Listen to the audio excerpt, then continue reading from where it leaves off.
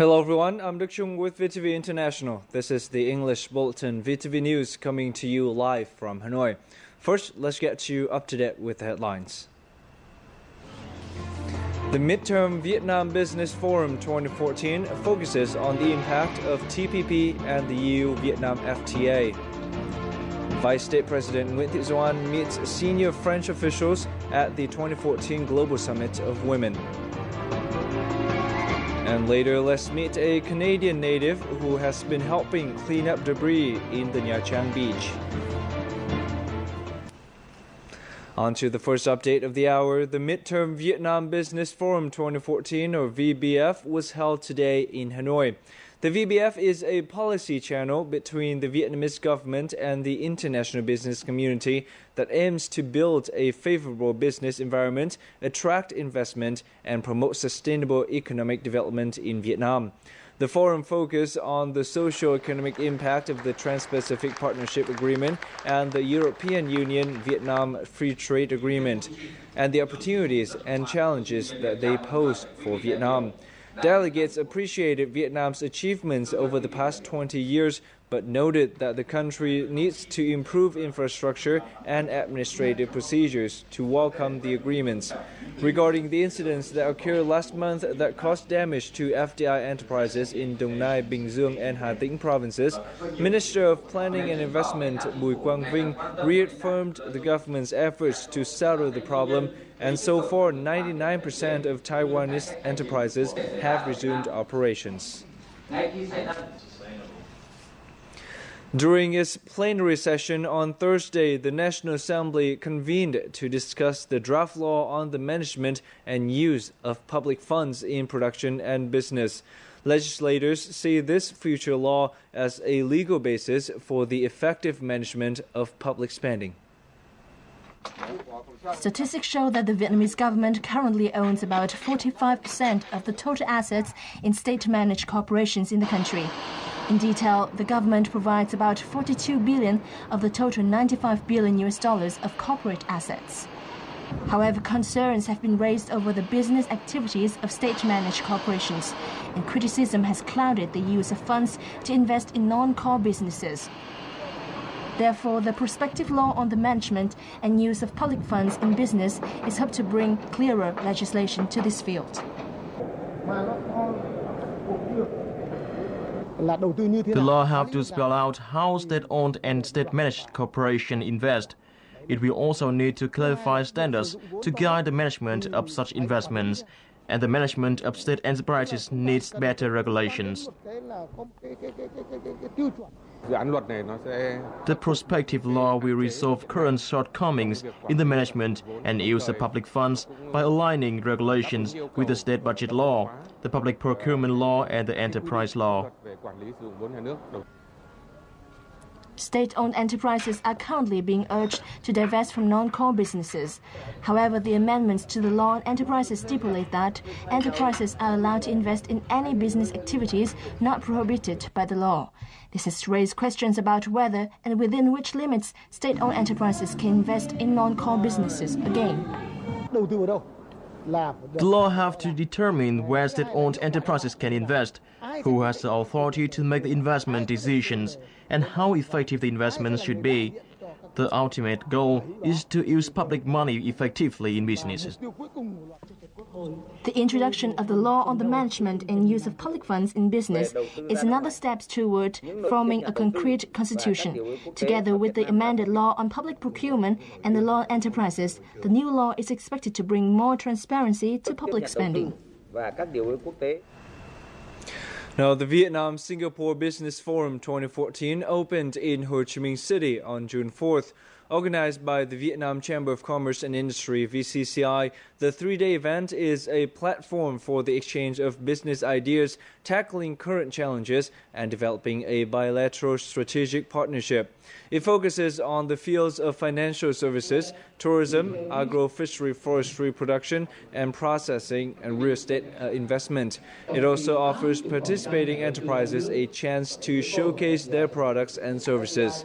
In May this year, Singapore Singapore ranked third among 101 foreign investors in Vietnam, with a total registered capital of $30.32 billion, mostly focusing on processing and manufacturing industries as well as the real estate sector.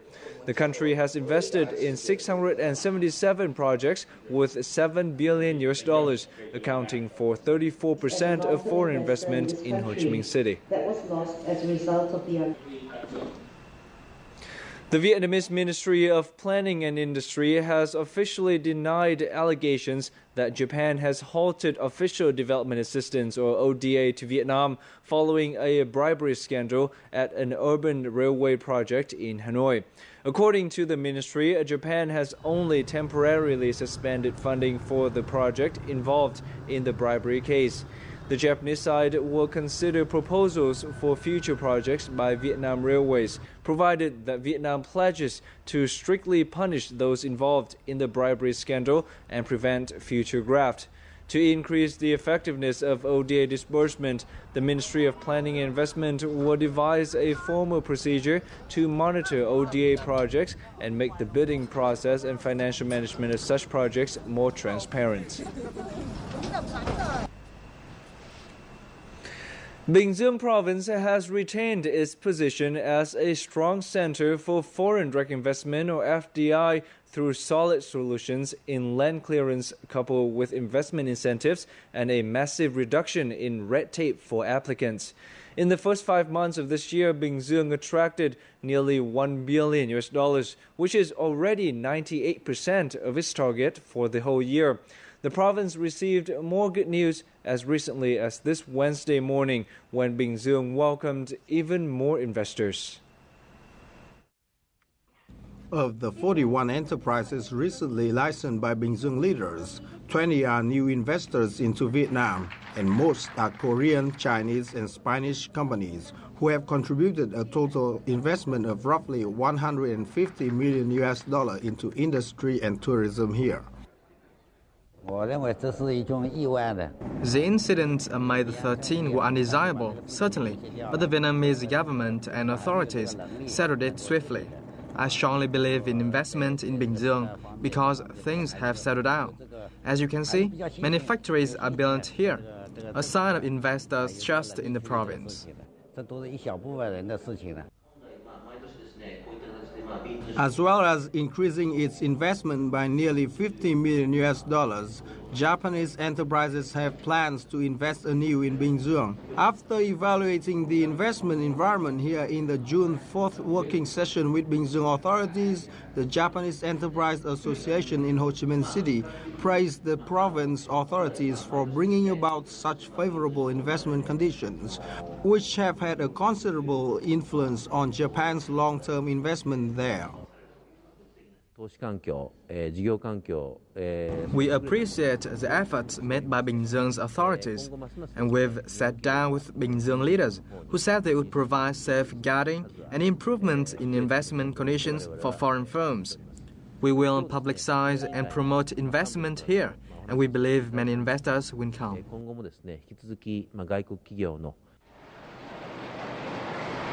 Bình Dương has continued to call for investment in support industries in light of the TPP agreement, as well as shifting investment to the north of the province to effectively use land resources and improve investment value.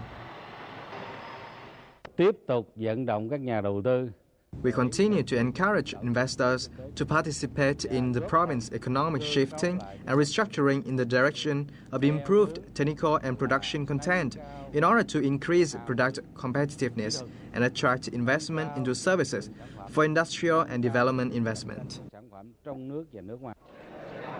Bình Dương timely re-establishment of public order and improvement of investment procedures, as well as its clarity in planning, have not only stabilized the investment environment, but also cemented the province's reputation as an attractive investment location for foreign investors coming into Vietnam. Up next are the latest updates on developments in the area where China has illegally placed its oil rig Haiyang Shuyou 981 in Vietnam's exclusive economic zone and continental shelf. On Wednesday, Chinese ships continue to intentionally ram and fire water cannon at Vietnamese Coast Guard and fisheries surveillance ships. When Vietnamese law enforcement ships approached the oil rig, the Chinese intentionally rushed at the Vietnamese vessels, and the ensuing collision damaged many facilities on board the Vietnamese ships. However, Vietnamese law enforcement and fishery surveillance ships remained calm and resolutely demanded that China remove its oil rig and escort ships out of Vietnam's exclusive economic zone and continental shelf. China has blatantly violated Vietnam's sovereignty and international laws through its unilateral actions, which have ramped up tension in the sea.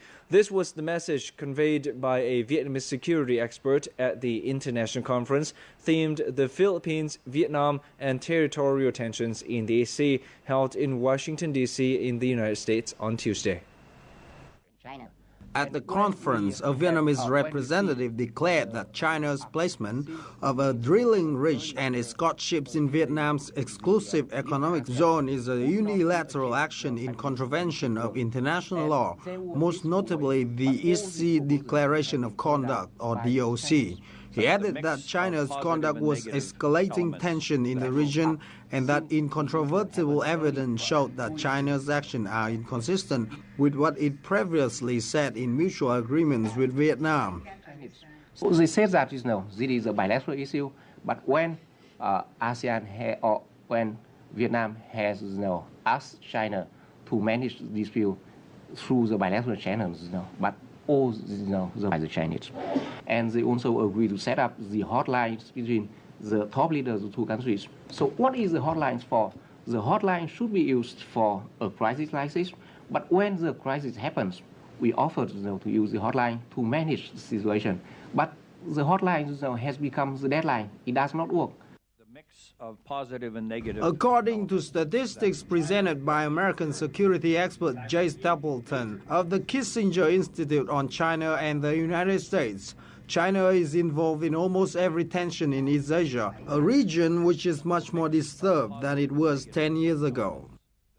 Can China continue peaceful development and reach its development goals by 2022 and by 2049, which it has set for itself, if it continues in a path that brings it into confrontation with its neighboring countries?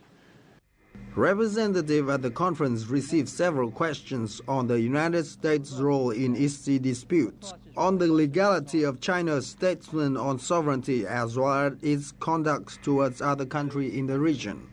China has talked about it for some time, but there really has been no concrete proposal, and it seems that as the years pass, China's position hardened so that any joint development will be under terms of recognizing China's sovereignty, which is according to the foreign ministry. Countries, regions, Eastern Vietnam says that it is not a disputed area, and China make the areas become a disputed area, and then you ask for joint development. For example, like your backyard, someone in your neighbor comes with that, well, the backyard half of your backyard belongs to me, and now let's have the joint development that. So who will accept that? And the presence of Vietnamese representatives at international conferences helps the international audience better understand Vietnam's solid legal position and the country's commitment to resolving the dispute through peaceful means. In the latter half of our bulletin, Vice State President Nguyễn Thị Doan meets senior French officials at the 2014 Global Summit of Women. And later, let's meet a Canadian native who has been helping clean up debris in Nha Trang Beach. Stay tuned for more updates coming up next on VTV News after a short break.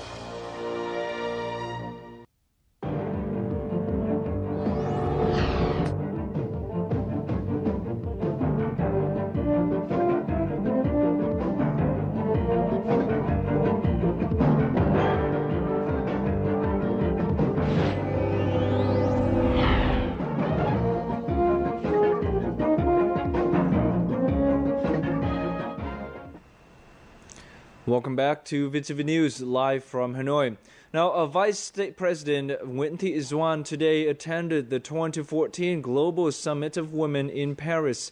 Earlier, she also met with President of the French Senate, Jean-Pierre Bel, and French Foreign Minister Laurent Fabius. At the meeting, Zwan asked the two sides to work harder to promote cooperation, especially in the fields of trade, investment, science and technology, and national defense.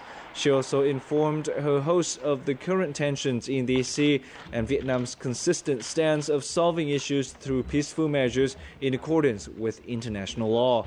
In response, the French leader said that France is willing to support and cooperate with Vietnam in a variety of fields.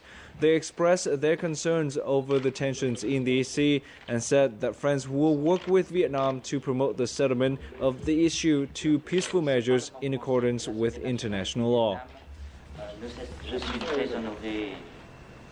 Moving on now to other news, fighting against corruption to boost inner strength has been one of the major concerns of National Assembly deputies at their ongoing plenary session in Hanoi. Fighting corruption is set to help the government regain people's confidence and thus consolidate national solidarity. National Assembly deputies agreed that the fight against corruption is vital to driving Vietnam's development.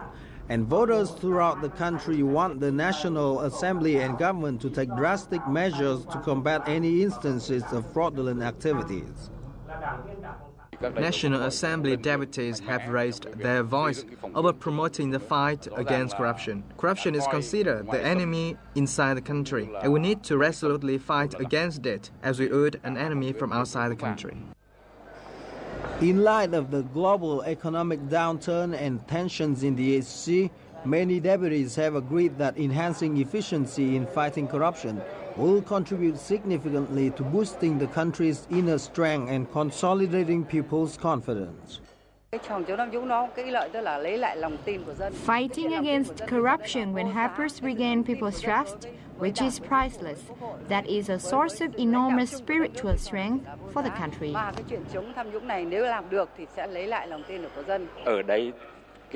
When the country's sovereignty is violated, a little money or much money is meaningless.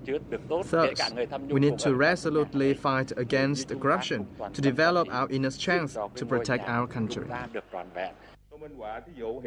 The National Assembly has implemented a number of measures to fight against corruption, which were clearly and comprehensively represented in draft laws.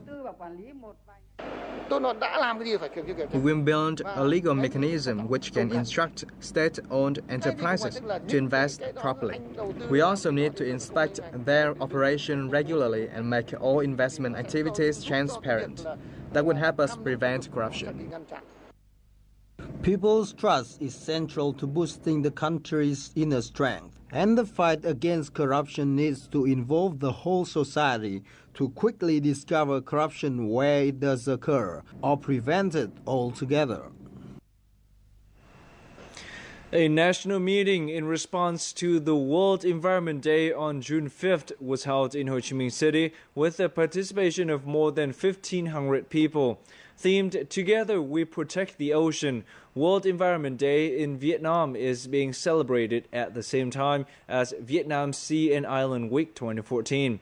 Addressing the event, Deputy Prime Minister Hoàng Trung Hải stressed that the government has issued many policies on environmental protection and climate change adaptation. He also asked ministries and agencies to raise people's awareness of the management and use of natural resources, development of eco-industries, energy saving, and participation in activities in response to the World Environment Day. Other activities such as seminars, rubbish collecting, and tree planting have also been organizing throughout the country. Now, during many of his visits to Vietnam over the past 18 years, a Canadian man has considered collecting debris and keeping the beach tidy his personal duty. Dubbed Mr. Garbage, Parisio Pierre-Louis has organized many activities and mobilized local residents to help improve the environment in Nha Trang City, Khánh Hòa Province. At 7 a.m., the first thing on Pierrot's to-do list for the day is visit Hon Chong Beach in Nha Trang. In fact, He makes the same trip to the beach every day to pick up the debris left over from tourists the day before. During his 10 visits to Vietnam over the past 18 years, he has volunteered to collect over 600 garbage bags from beaches in Vũng Tàu and Nha Trang.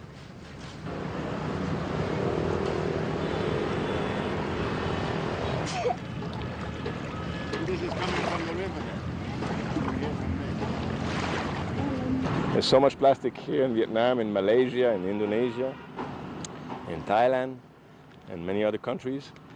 A lot of the garbage come here goes maybe 2,000, 3,000, 5,000 kilometers away in the Midway Islands, and it gathers there and it stays there in a big circle. It's called the Great Pacific Patch. Garbage going around is the size of maybe France. And the children who are here and help me many times over there, they deserve better.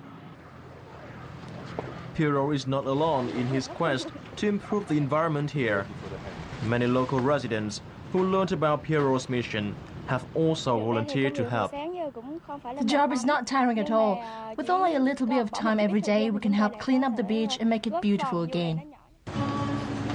Last April, Piero's opened a very special green coffee shop in the city, where collected garbage is recycled into decorations and the use of electricity is reduced to a minimum. I think it's very interesting that a foreign visitor cares so much about Vietnam's environment. I was very happy to hear about him. Pieros also teaches English, but his classes contain a message about protecting the environment. His students, as well as many local residents, know Piero as Mr. Garbage, and he will continue his mission until the shore is clear of debris. The Khmer people in southern Vietnam are famous for their variety of traditional art forms, including Dù Kê. Dù Kê is a traditional musical theater that has become an important part of people's spiritual lives here. We'll take a closer look at this unique art form in the following report. Dù Kê has been around for hundreds of years. Since its first introduction in Chà Vinh province, it has been well received by the Khmer people. Dù Kê consists of singing, conversation and traditional acting.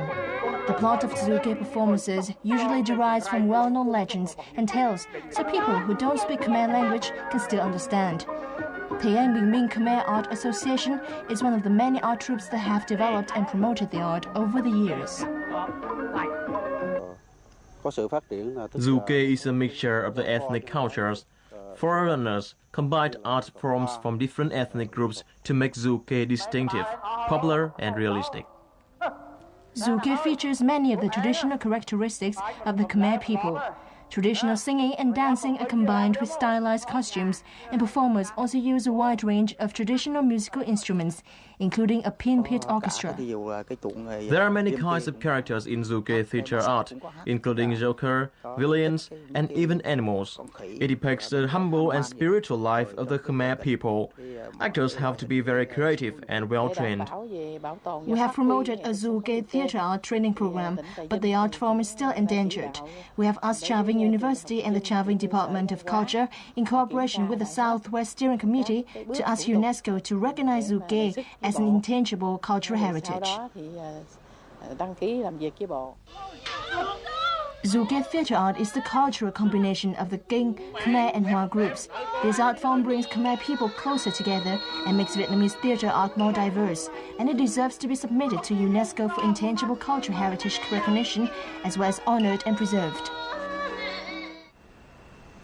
Up next, let's take a quick look at today's updated.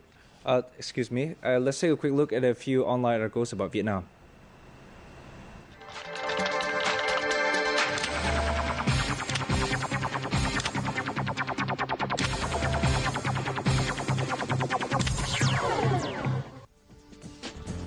The final project, 636 kilo class diesel-electric submarine for the Vietnamese Navy under a 2009 contract, was laid down on Wednesday at Admiralty Shipyards in St. Petersburg, an article on NavyRecognition.com reported.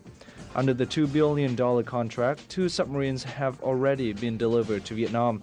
The third is undergoing sea trials. A fourth was floated out in late March, and the fifth and sixth are now under construction. The third submarine will be transferred this year, and the remaining three in the period between 2015 and 2016. Luxury resort developer and operator 115 Marina Club of Singapore this week signed a memorandum of understanding to build Vietnam's latest integrated marina resort. An article on PropertyReport.com says the waterfront resort, which is being developed in response to the increasingly popular boating and yachting scene in the region, will be the company's first overseas marina project. The company is planning to build another resort in Ho Chi Minh City. A first-ever national wildlife park will be constructed in central Vietnam and be completed in a decade, according to information released last week by local authorities. Tuổi Trẻ News went on to say that the park, covering a total area of 1155 hectares in Ninh Bình province, will help protect the region's wildlife and preserve rare animals. The $344 million park is designed to accommodate around 3,000 wild animals of 250 species and welcome about 5 million visitors while providing jobs for nearly 2,500 local residents once it is put into operation in 2025.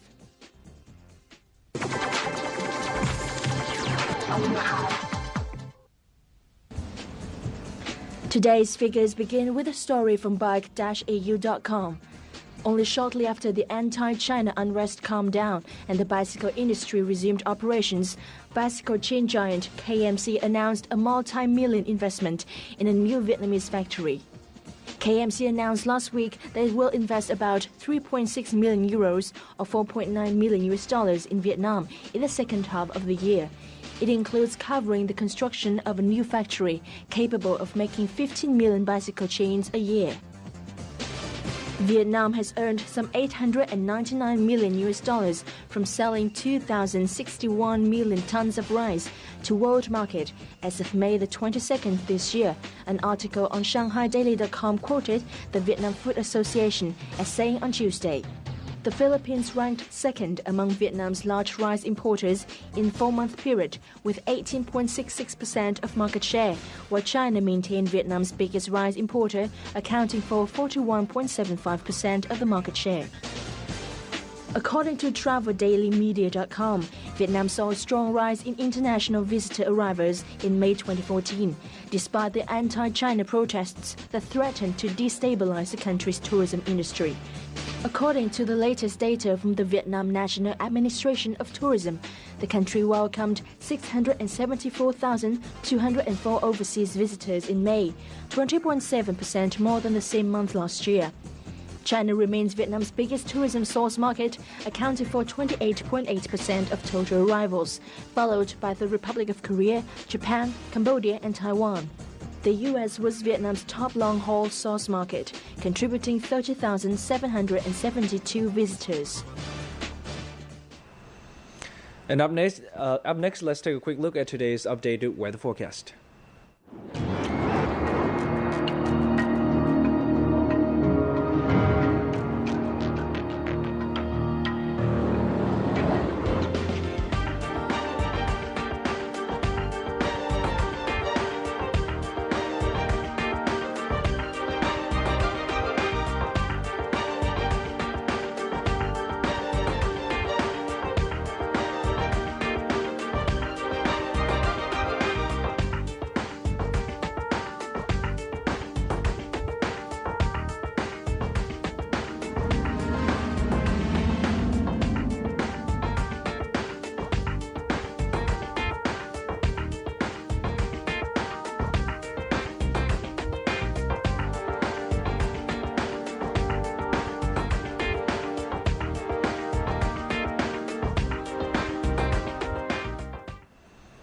This is the end of VTV News for this hour. Thank you very much for watching, and goodbye for now from Hanoi.